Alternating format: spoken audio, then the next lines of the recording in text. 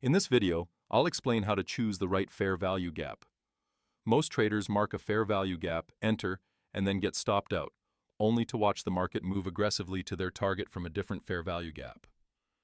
Today, I'll show you the right way to identify which fair value gap is most likely to work. So let's get straight into it. The first thing you always have to have is bias. For example, here we already have buy-side liquidity swept. So we will use premium and discount to identify where the market could go. For example, we have an order block here. This doesn't mean the market will respect it and go higher. It simply means we have to observe whether the market respects this order block or continues lower.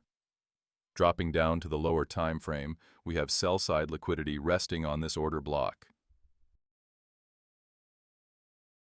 Now let's drop down to the 1-minute time frame. Here I can see a high that can get swept if the market starts to move higher. Now let's remove this order block and see which gap we will use here.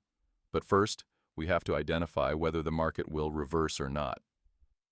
So I will use standard deviation here and mark out its projection levels. Our bias is clearly bearish for now because we know that the market can move lower to meet its projection levels. Now let's see which gap we will use. We have a fair value gap here, and we will not trust this gap for now.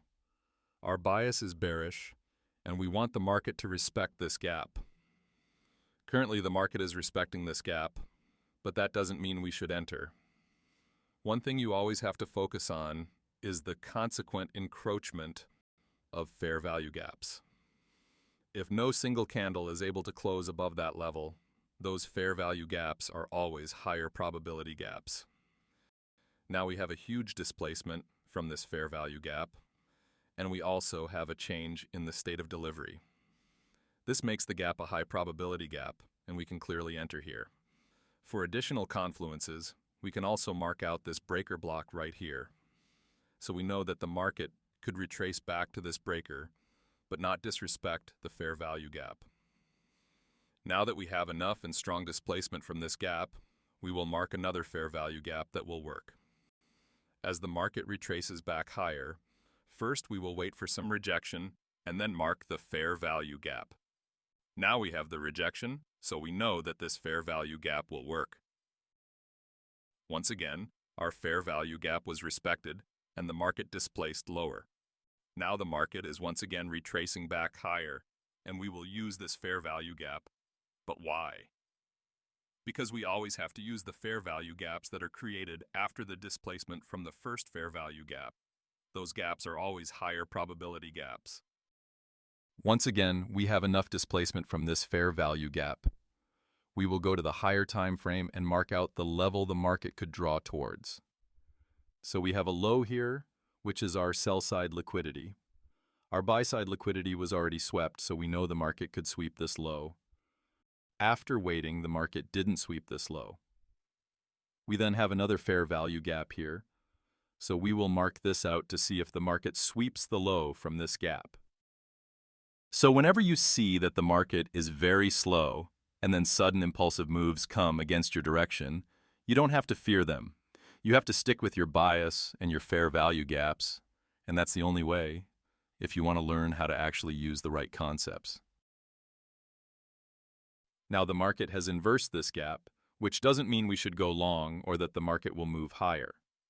Our sell-side liquidity is still resting below. So don't trust these types of confirmations for a reversal when the market is this close to your liquidity levels. We will continue to look for bearish fair value gaps.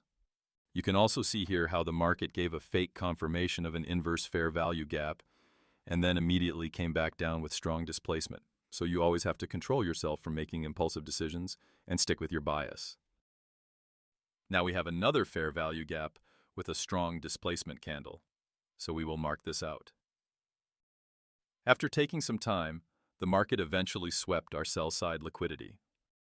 So you can see clearly that we have used just fair value gaps to trade this whole range. I want you to know that all of this was done on the live market, not in replay mode. If you also put that much attention and focus into learning this concept, you have to practice it on live charts as well, and you will get it wrong many times. but you will eventually end up learning and doing it better than ever before if you continuously keep doing it. That's it for this video. If this helped you, make sure to like the video and subscribe to the channel. If you want to join my mentorship program, the link is in the description. And for any questions or doubts, you can join my Discord. I'll see you in the next one.